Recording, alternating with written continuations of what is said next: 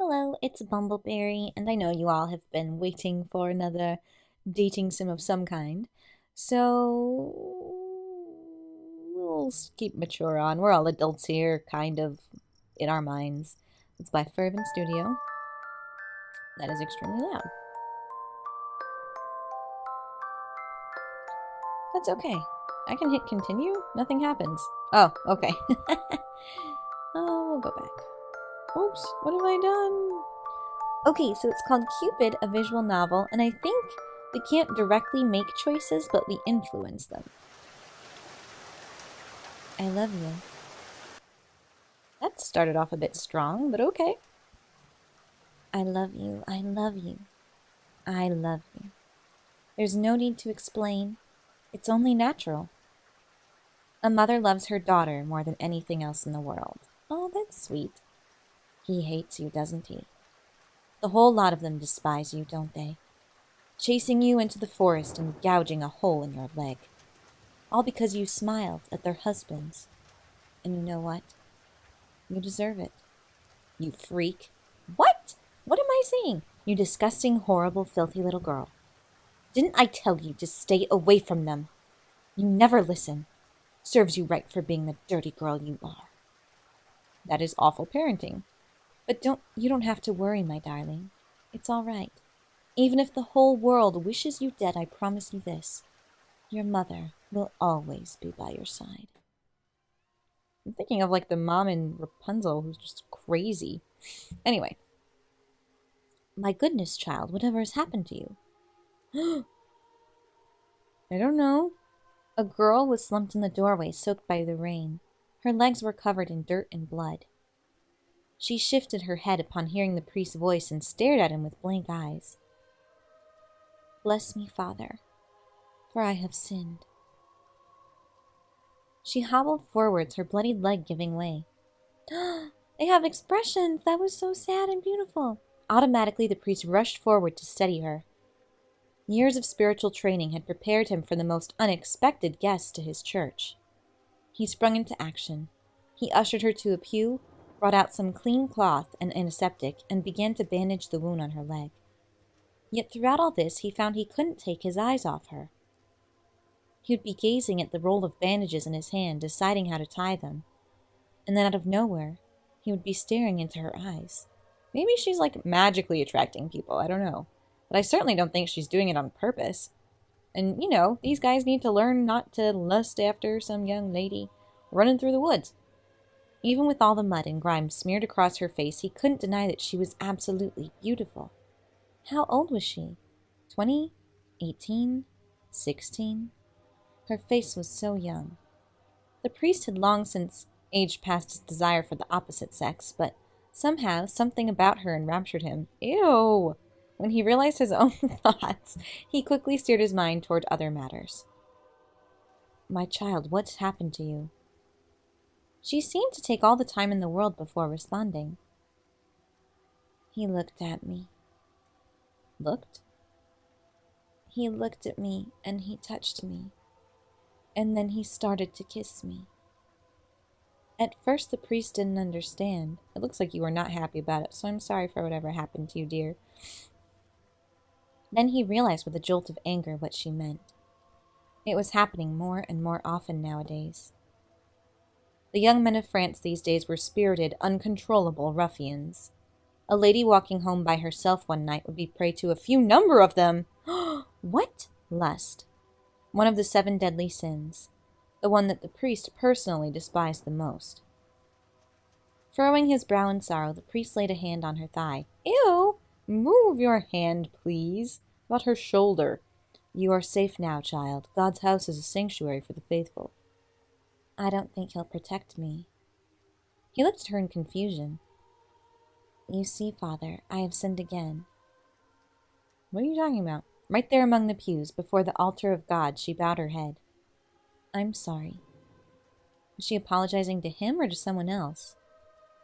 Her hair hid her face and her eyes, and the priest could make neither head nor tail of her. He suddenly realized his hand was still on her thigh, and he hurriedly drew it away. I'm sorry. She repeated the phrase over and over. After a while, the priest got up. "Don't fret, child. You are not to blame. I will contact the local constable, but in the meantime you are free to make yourself at home here. I will fetch you a hot drink." He patted her hand and let go to the back room. She remained seated on the pew, her head bent forward. As the priest's footsteps faded away, the entire church fell into silence. Hey, what's going on? Now that it was the dead of night, the clouds covered the sky. Is she like a vampire? Is this going to be one of those visual novels? Barely a sliver of moonlight filtered through the stained glass. The girl sat alone in a ring of darkness. She opened her mouth. "No, I know. If I may say my piece, surely." Yes, yes, mother. But he is so very kind." Oh, I'm not going to be that mean to her. So I'm the mom. Just, I fear for your safety. "Child, follow mother's words and leave. You saw the look in his eyes, didn't you? You cannot stay here. Even a man of God can stain you with the filthiest colors." "I don't think he would, though. Be a good girl and follow mother's words. But it is cold outside, mother. The rain has not let up. Can't I stay?" Mother's intuition. "I guess so." "I suppose you can. But you must be wary of everyone in this church. Do you understand? You are so weak, my darling.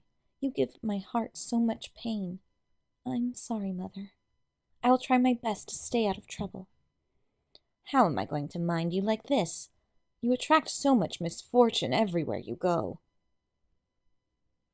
"My poor child, this is all your fault. Man, we could be a really crap mom if we wanted to." "My stupid little girl. I hate this person. Oh my gosh. It's weird to play a mean character."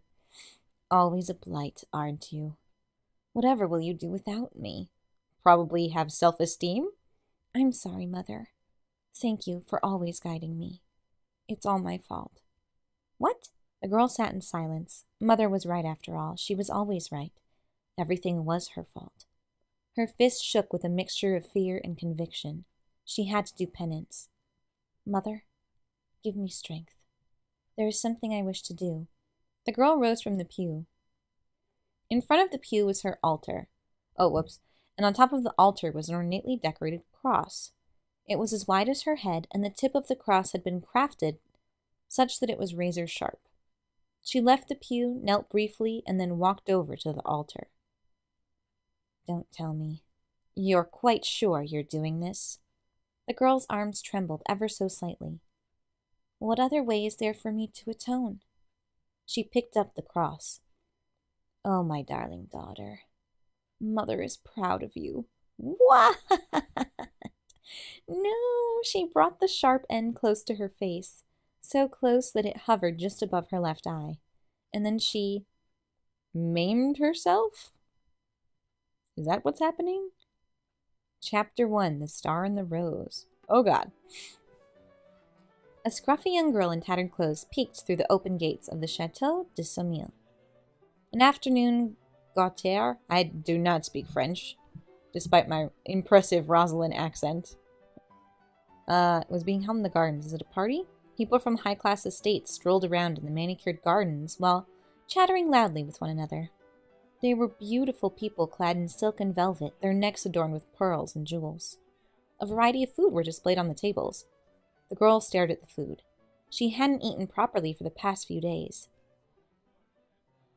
Are you hungry, I guess?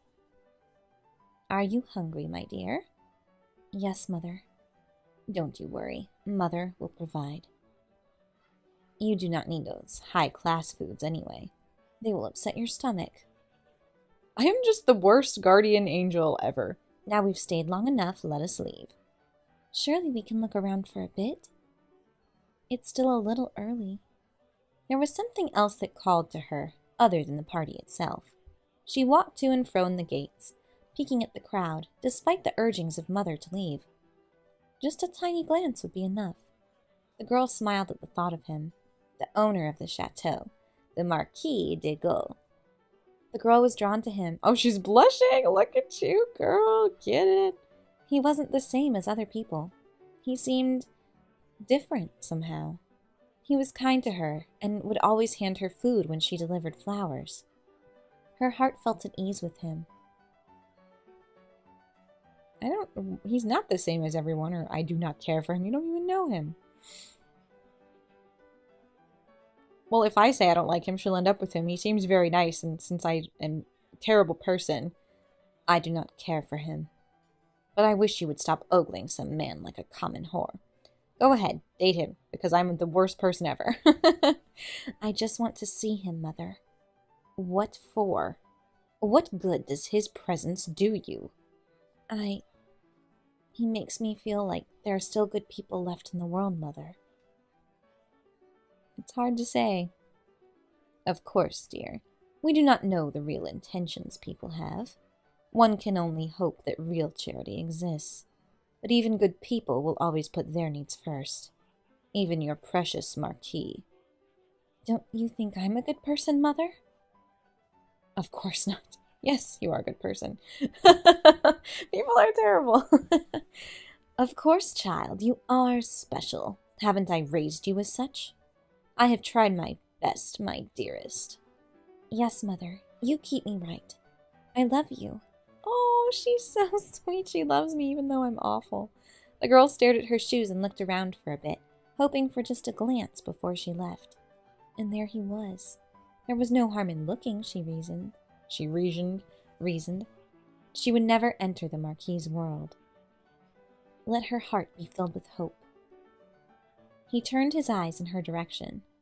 Did he smile at her? The girl's heart stopped. Did he recognize her? She beamed. My, this creature's deaf as well as dumb. It might be, poor thing. Mademoiselle? Oh, mademoiselle? I don't feel French today. A voice called to the Rose girl. She gasped. It seemed that somebody else had noticed her presence. She turned to leave. Oh! No, my dear, my poor little creature, do not run away. Charlotte, she stinks, don't touch her. Came to crash the party, little urchin. My accents are all over the place today. You hungry? Her stomach gave a low grumble. She was always hungry, it seemed, no matter how much or how little she ate. Encouraged by the kindness the Marquis had shown her, the girl approached the women. She teetered towards their table. What are you selling? Look at this poor creature. Is she selling roses? These are all ugly ones. Rude, but not as appalling as the rags she is covering herself in. Are you trying your best to be this repulsive? Woman, your personality is repulsive. Now don't be mean, Antoinette. Perhaps it's commoner fashion nowadays. They laughed while gawking at her and her wares. Oh my, she only has one eye. Ghastly, but I can't look away. The other lady nodded her head. Like a sideshow attraction, you mean? No! The freaks at the carnivals? She's darling in her own dirty, monstrous way. Maybe we can keep it. Hello, do you want some bread, urchin? Rude? Well, speak up. Maybe her tongue is short. Add that to the list of her sterling qualities. Everyone in this game is terrible. I don't know if I'm going to play it till the end if everyone is this mean the whole time. Have you guys played this? Are they mean always? I mean, I need a happy ending for Miss Rose over here. Maybe I'll finish it just so I can make sure she gets one. Do you want food? Let's hear you speak. Yes, madam. What? Yes, madam. I would be grateful. One of the ladies clapped in mockery at her reply. Oh, she talks. The ladies handed her the bread, but it was snatched away before her fingers grazed it. Not before you dance for us first. What is wrong with people? The only thing they want her to do is handstand. It's getting boring. They definitely want her to dance. And she saw like a cruel look on their faces. It was a burning desire to hurt something, simply because they could. She knew that look. Before they touched her and hurt her, they had had that look burning in their eyes. Oh, look what you did, Claudette. She's shivering like a leaf. Poor thing. The lady was laughing as she said those words. Rude! I didn't do anything. She should be grateful we're even offering her this much. Go hang out with the Marquis. Oh my gosh, these people are disgusting. She's moving away. Mother, please save me. Mother. I don't know what to say. People can be cruel. Or didn't I tell you to leave? I don't know. This girl's had a rough life.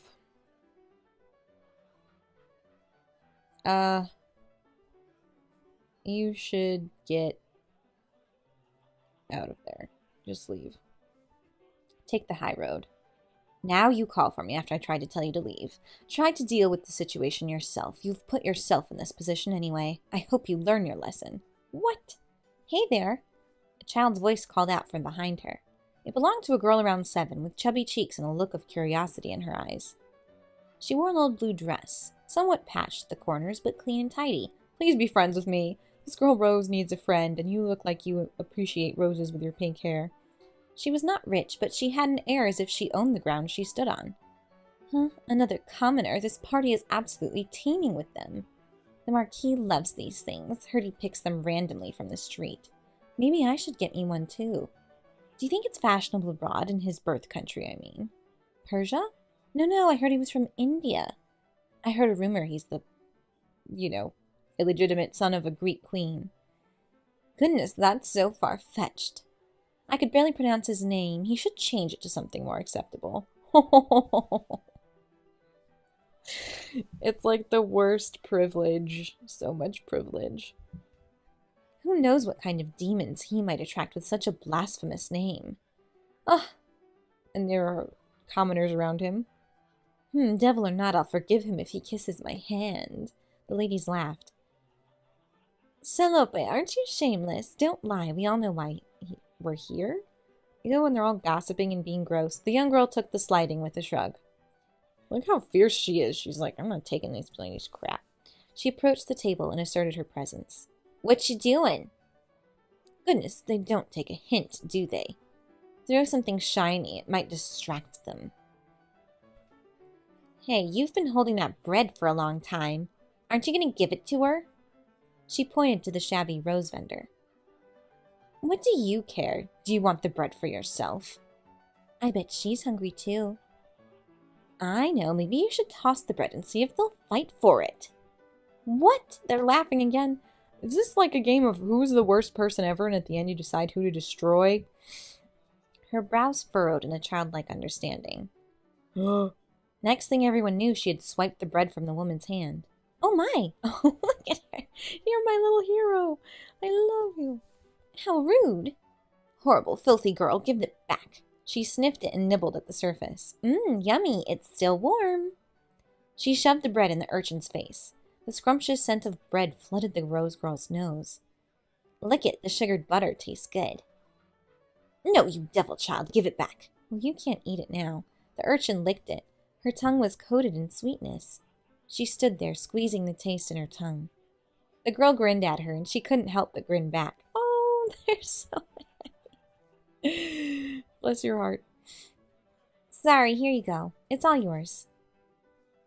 Oh, that was us, whatever. Ugh, disgusting. Like we're gonna eat anything that's been in your filthy mouths. Oh, this is ours now? You're so nice. Cheeky little brat, I'll have you thrown out of the party. Hello, Marquis. Hello, Senor. Oh. The young man strode into the commotion. A sweet scent lingered as he passed. The rose girl felt her mouth well up. His presence filled her body, almost as if her hunger was abated. She blushed furiously. What a strange effect he had. Ladies. Oh, Sire Guillaume. Guillaume. I just came to check in on my esteemed guests. Is everything all right? Are you enjoying yourselves? One of the ladies started fanning herself with obvious annoyance. Well, these little beasts have been harassing us. Yes, my lord. We were just minding our own business when this girl swiped the food off our table. Horrible little nits. The girl stuck her tongue out at them. You get 'em. A lady wiped her eyes in mock tears. See, look at that. It's absolutely monstrous how these children act around adults now. There's no respect, monsieur. I worry for the next generation. Oh, Charlotte, don't cry. Well, my lord, we would all breathe a little easier if those children were sent on their way. Yes, who knows what kind of mischief they might be up to. They might set fire to the tables, you see. What? Oh. Or steal our jewelry. My pocket watch is missing. She's such an idiot weirdo. No, how unfortunate. One of the ladies continued her childish wailing. It is, monsieur. Oh, it's unfortunate how you... Oh my gosh, he's being like, how dare you let your guests be treated this way? Oh, my sweet ladies, I am stricken with grief at your misfortunes. Allow me to offer my heartfelt apologies. I hope you stabbed them. Unfortunately, this child is my important guest today, and you are, sad to say, paltry squatters. Oh, yes! Vengeance! Madame Charlotte of Montpellier, I don't remember sending you an invite. Same for you, Lady Antoinette of Rennes and Lady Claudette of Lyon. Most people I invited are huge patrons of music. That is why they are here today. They came to listen to Mademoiselle Catherine Louise Paride. Look at her little grin.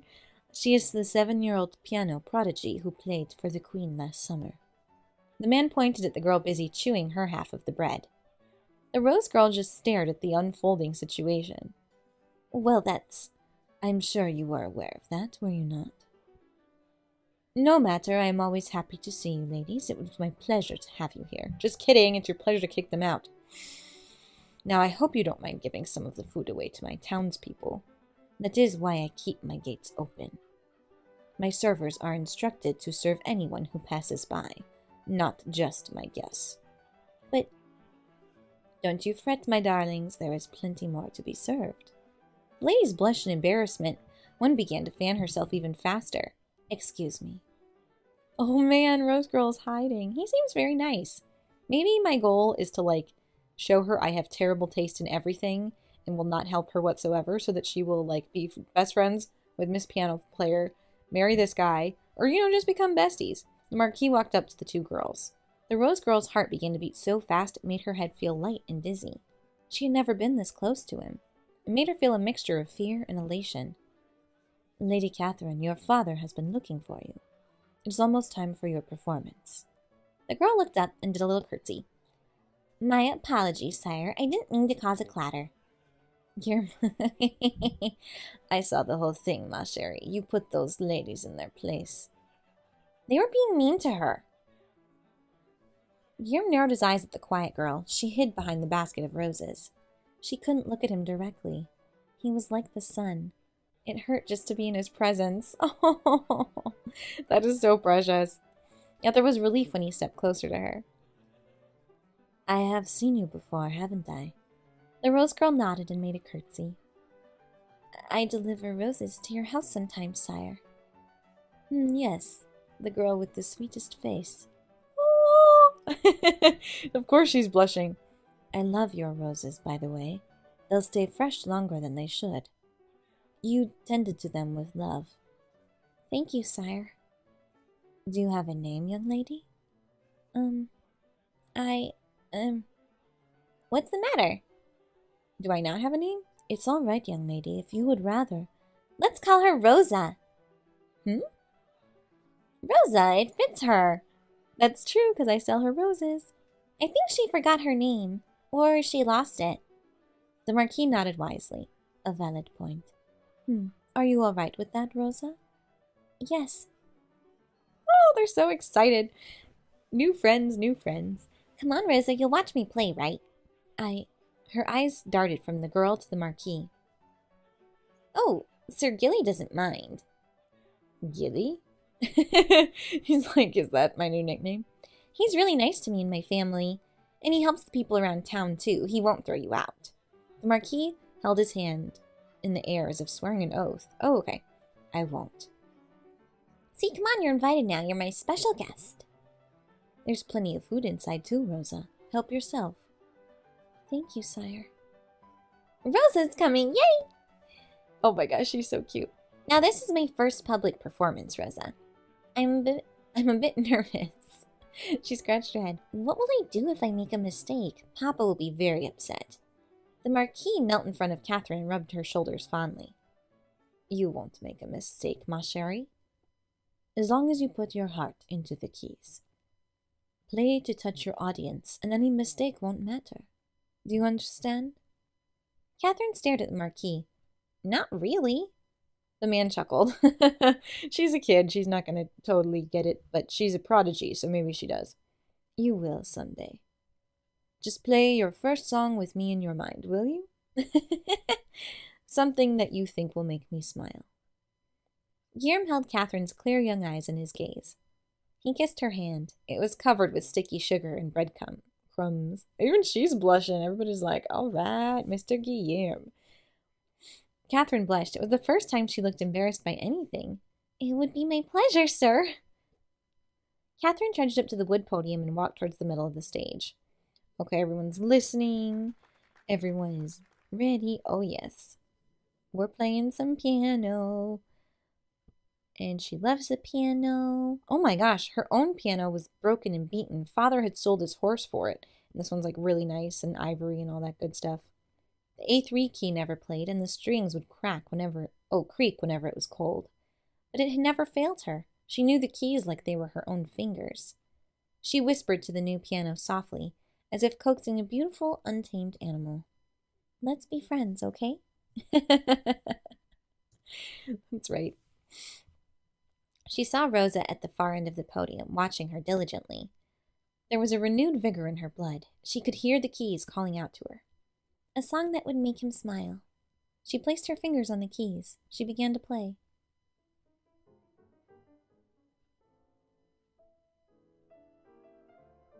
Oh, she's pretty good. At the ring of the first few notes, it became apparent to the audience that this girl was something special. Here was this little girl, barely tall enough to reach the pedals of the piano, playing as if she owned it. There were times she'd miss a note or two, but that didn't matter. She played the song to make someone smile, and it touched everyone present.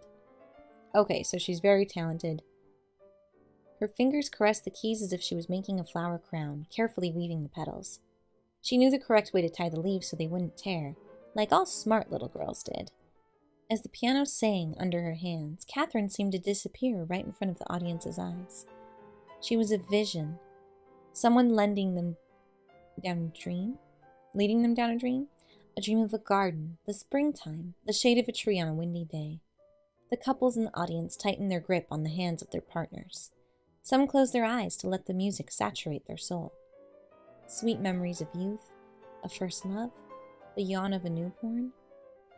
Yes, you are so beauteous.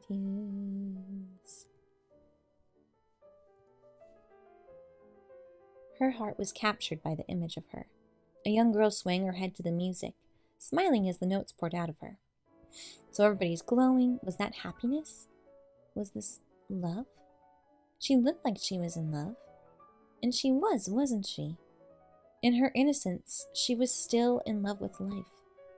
In love with her family, her pets, in love with every new discovery. She was full of hope. It was a bittersweet feeling for Rosa. A happy teardrop rolled down her cheek.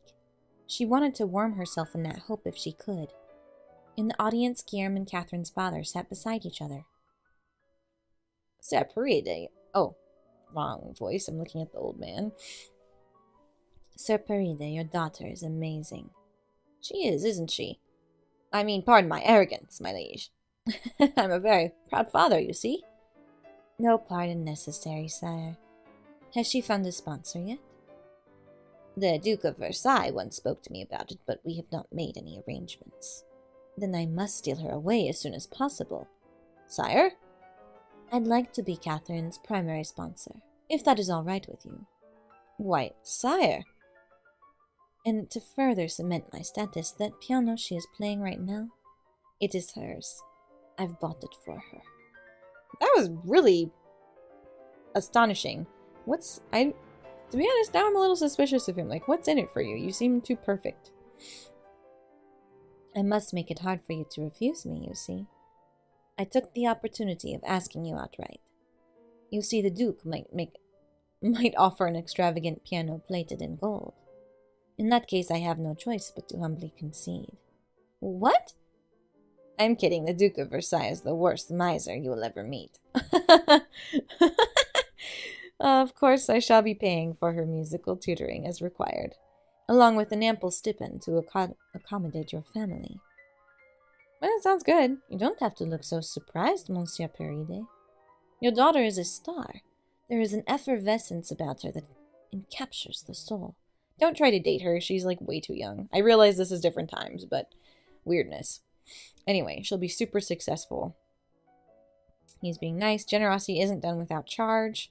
Her tutoring will be done at my house. I want to monitor her progress. Apart from that, I'd very much like Catherine to visit me and play from time to time. Oh, I'm getting creepy vibes. Music is one of my true passions. Her presence would benefit my mood tenfold. Of course, sire, that's a small price to pay for all your offers. On the contrary, monsieur. You don't have to decide now. Kindly think about it. Thank you, my lord. Sir Guillerme. After the performance, Catherine and Rosa went to the Marquis' garden to play. So everyone's like, oh, hello? Amelie? Is that her name? Amelie Peride wandered about the crowd, searching for a familiar face. She had arrived halfway through Catherine's performance, just in time to gush at her little sister's applause. Unfortunately, she couldn't find her father in the crowd. When she finally caught sight of the back of his head, she approached him hastily. Father, there you are. I've been looking all over for you. Amelie stopped as she saw the man her father was talking to. It was none other but the Marquis, obviously. She fixed her hair self-consciously and curtsied. My lord, pardon my intrusion, I didn't realize. Guillaume smiled at her kindly. You are free to intrude any time, my lady. Oh, geez. Yeah, okay, we get it. He's good-looking. To whom do I owe the pleasure of your acquaintance? This is my eldest daughter, Amelie. Pardon me for not introducing her sooner. Charmed. Guillerme offered her a seat. Amelie sat down across the man. Well, it seems talent and good looks run in the family. You brown-noser. Francois rubbed his neck. Yes, my daughters are my pride and joy. Thankfully, they both took after their mother. Surely not, Monsieur Peride. Those eyes are yours. Honest, and loving eyes. Amelie snorted at such sappy words. She's like, I'm not buying any dick. Her father was clearly basking in the compliments. If it really was the famous Guillerme the rumors talked about, then he wasn't exactly much of a charmer, was he? She didn't know what all the fuss was about. Ladies in the house she worked for could not seem to stop talking about this man. Admittedly, there was something morbidly curious about the way he looked at people. He probably eats them. Like he was always distracted and could only say words that were expected of him. I am pleased to have finally met you, sire. I've heard a lot about you on my travels. All good things, I hope. Depends on the tabloid and the day of the week. Oh, vicious face. Amelie thought to herself and chuckled. You are a governess, I was told. Where do you work? With Dimitri household, sire. Oh yes, I heard you were marrying into the family soon. Oh, father, I told you not to tell anybody yet. I didn't. Oh, whoops. But you know how people talk. Word travels fast. Pardon the comment, then, my lady. Please. Your betrothed is a lucky man, I'm sure. You're right, he does say very rehearsed things. I'm suspicious now. The conversation endured through the afternoon. Small talk, musical composers, their little town. Catherine's music, yeah, okay. Small talk. Amelie is bored and watching the Marquis. This was him? The audacious, shameless flirt of the royal court and tabloids? According to rumors, he was able to bed both the widowed Countess of Devonshire and her daughter. At the same time. Ew! That was actually a rumor about, what's-his-face? Casanova. Like, he accidentally almost bedded his own daughter one time, and then the mother had to, like, come in and intervene and sleep with him instead. And I'm like, why wouldn't you just not sleep with women young enough to be your daughter? It's gross. Especially when you've had sex with, like, everyone in the world, and she could be your daughter. Ew, and he'd had a relationship with the Prince of Garnet? Not that, you know, two guys dating would be bad, but, like, dude, you're dating everyone and involving royalty and dragging their stuff through the mud. He didn't limit himself to royalty, or so the tabloids said. His latest fling was with an English poet, who, they say, almost killed him when he was caught with another man. Or woman. Oh, or both. Who knew what was real and what was a blatant lie made up by the newspapers? She had looked forward to meeting him, and here he was finally, talking about sampling at a new bakery, like a creme brulee. She couldn't say she was disappointed, but the Marquis was a depressingly normal man. Maybe even boring, Amelie ventured. She watched as his gaze flickered across her hair and her nose before lazily trailing away. How infuriating. She wondered if he would suddenly say something coy, or insist to dance with her. Just something outrageous, honestly, so she could shoot him down. The man whom everyone was interested in. That would be a small victory for reasonable women everywhere. But the Marquis was nothing but polite. He did not ogle, he did not touch unnecessarily. No audacious gestures or suggestive winks of the eye. Maybe that's why Rosa loves him. He would not even look at her for more than 2 seconds. Maybe she was not pretty enough to flirt with. Amelie bit her lip. She shouldn't be thinking that. But there was also times he would quietly look into her eyes when the conversation lulled. When the words spoken were without meaning, their eyes would converse further. Oh God, he's glowing. He's a mutant. To Amelie, he'd started to look lonely underneath the facade of caprice. Is that how you pronounce it? He seemed tired of all the gallivanting, the rumors and the numerous flings. We are all a little lonely, aren't we? Perhaps even he. He invited the family over to his chateau and commented on how empty the building was sometimes, or felt. Music was his guilty pleasure. It got him through the cold nights, he said with a sad grin. He wouldn't mind a warm soul to touch. Ew, don't send the little girl there. And before she could stop herself, Amelie had begun to imagine his lips on her neck. On one of those. Oh, cold. Oh my, nights. Amelie shook her head, trying to erase the thoughts in her mind. They were having a perfectly mundane conversation. She didn't know where those thoughts came from. Fortunately, her father didn't notice that she's like totally fantasizing about the guy next to her. Even though she's engaged, madam, if I may remind you. He had immersed himself in his music tutoring, his students, and Catherine, ever since his wife had gotten sick. Her dad did, not the Marquis guy. It had been 6 years, but sometimes the nights were cold. For Francois, the Marquis was speaking to his soul. He was a kindred spirit. He wasn't a pompous showboat like all the other royalty Catherine had played for. The Marquis even had a nice wine collection he wanted to show Francois. Such a down-to-earth, generous young man. Amelie, your face is flushed. Are you all right? I'm fine, just the sun, probably. This was not true, of course. The afternoon sun had already lost most of its heat. Thankfully, Catherine provided a distraction. She ran toward the little huddle and flung her arms around her father's torso, chattering happily about gardens and butterflies. A young ragged girl followed behind her. Amelie wasn't sure how old the girl was. Her dirty blonde hair hid the left side of her face. I wonder if she meant the color dirty blonde or like actually dirty. You could see faint traces of scars peeking through. A surge of motherly affection caught hold of her heart. Hello there, young lady. The girl looked down at her toes, but she gave a shy smile.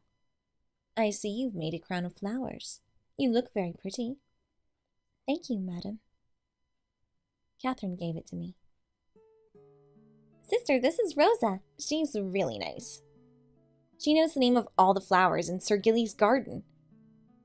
Catherine, there you go again with your silly names. Sister, help me convince Papa to let Rosa stay with us. Catherine? He's like, what? I can't take in another daughter. Papa, please. Please let her stay with us. She doesn't have anywhere to go. See, this little girl is the best ever, unless she's like secretly a sadist, because I have a feeling this game is just like terrible people and the ways they manipulate people, but we'll see. Rosa seems decent. We'll find out. Now, Catherine, that's not very nice. Rosa here is a girl. She's not a kitten you can just pluck from the street and take home like you do with stray animals. Goodness knows we have all the stray cats of France living in our house. So she likes to adopt sad, desperate things, which makes me think she's a good person. Yes, I know she's not a kitten. I know she's a girl. But shouldn't we take her home even more so? Francois sighed. Guillaume chuckled under his breath. He was clearly enjoying this exchange. Your daughter has some very unique views, Sir Paride. Well, Sir Gilly, what do you think? Huh? Guillaume's face lost his casual bystander look. You're a marquis. I'm sure my father would follow your orders, right? Shouldn't we take Rosa home? Guillaume's brows furrowed at being put on the spot so suddenly. He stole a glance at Francois. He's like, don't make me take her. He cleared his throat. Well, I'm sure it's up to your father since he owns the house. He will have to clothe and feed Rosa, you see? Yes, but I've got that all figured out. Ever since Sister moved to work, nobody minds the house anymore. And I have to wash the dishes every time. Ugh. Papa's so busy, and we always have enough food for the two of us. If Rosa stays, then I wouldn't be so lonely on my own. She'll wear Sister's old clothes, and we'll mind the house when both Sister and Father are away. She can wash the dishes sometimes, and I'll wash them sometimes. Guillaume and Francois shared a look. It's a work share program. And besides, if it were up to me, I'd have people take one girl home in their house and give her food. Girls don't even eat that much. I'm not sure about boys. She thought for a bit. But I'm sure it's not too much that people can't take them home too. One time I ate a whole plate of potatoes and my stomach hurt. If Rosa was there, I wouldn't have eaten so much. Maybe. Way to be honest with yourself. Guillaume couldn't help but laugh. Francois rubbed his neck in embarrassment. I'm sorry, sir. She's very headstrong. Father, I'm sure... Oh. Yeah, it wouldn't trouble you financially. Amelie standing up for them. My new work pays better. I'm sure we can adjust. Well, about that. Perhaps if Rosa works in my household, it wouldn't be much of a burden to your family, Sir Paride. Sir Gilly is great. You're truly a kind soul, sire. Not at all. I'm sure I need her help more than she needs mine. Isn't that right, Rosa? What are your dastardly deeds? What is this facade? Show me the true man. I'm sure I won't get it this, chapter. So he's going to offer her his house. I'm worried this is supposed to be more complicated. Okay, what about her family or friends? Are we violating any laws? Perhaps, I'm not even sure. As long as it's consensual, sire. The details can be smoothed out later. Rosa looks extremely unhappy with this situation, but whatever. The girl was quiet the whole time. She was looking at her toes or at Catherine. Rosa, do you have any family, relatives, or friends you stay with? No, sire. My mother died a long time ago, but she guides me always, so please don't be compelled to mind me. No, don't go back to the streets, Rosa. It's September. It's going to be really cold soon. Sir Gilly will even give you work. Stay with us. But, Catherine... Francois sighed in surrender. All right. She can stay for the night. Yes! Victory! And the best friend ever, who's 11. Just for tonight. Then we'll see if she wants to stay for longer. Catherine, you cannot hold people in their place just because you want them there. Do you understand? If Rosa wants to leave, she may leave. You cannot keep her like an object. Guillaume cleared his throat. That is sound advice, Sir Paride. Sire Paride, I just can't. Yes, Papa, I understand. Wonder if he does that with people, if he, keeps them. Or it sounds like he throws them away from the tabloids. Rosa, please make yourself comfortable in our home. Thank you. She's so cute. Papa's the best. Catherine turned to Guillaume again. Who's Catherine? Who are you? Oh, the little girl. Just ignore my existence. Sir Gilly, don't you think that if everyone with a house takes one person home, nobody would freeze in winter? You should make it into a law. They'll obey you because you're a marquis. And because you're tall. Obviously. So people obey my orders because I am tall. What a compliment. Well, you're taller than my papa, at least. He'll never be a marquis. Oh, what? He pulled on his daughter's ear with embarrassment. Catherine, mind your manners. I'm so sorry, sire. Guillaume shook his head, eyes trailing over the Paride family. Amelie watched him curiously. The same sadness once again surfaced for the briefest moment. He's trying to play the tortured artist role, huh? lure her in. You have a lovely family. Sire, I am quite jealous. You make me want to settle down myself someday. He chuckled. Maybe. Amelie's heart skipped a beat. Did he just look at her when he said that? She couldn't be sure. Catherine is perfect the way she is. It is one of the reasons why I am invested in her. Oh God, don't make me hate you. He kneeled down. He patted her head. You are a very intelligent and kind-hearted girl, Catherine. You are a star. Mon étoile. Is that what that means? My star? Someday I know you will change the world. At least I'd like to see you try. Mother. Oh God. Help me.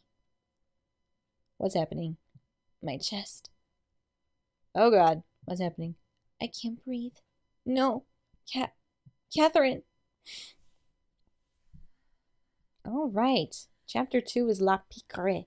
So that was longer than I expected, but I hope you enjoyed. What do you think? Do you think the Marquis is going to be evil and awful? And don't worry, yes, the next visual novel I choose will hopefully be happier. I was thinking the next one would be Amnesia Memories, but if that's super depressing, suggest some cute, happy ones. Otherwise, I'll try to find one. In the meantime, we're still going to be playing Okage and Psychonauts. Just if you guys haven't been watching that series, I'm working on a really big project right now. So uploads will be a little bit less frequent, but please do comment and like so I know what to upload more regularly. But I will still finish everything that I've started. So enjoy your day and stay sweet. Bye.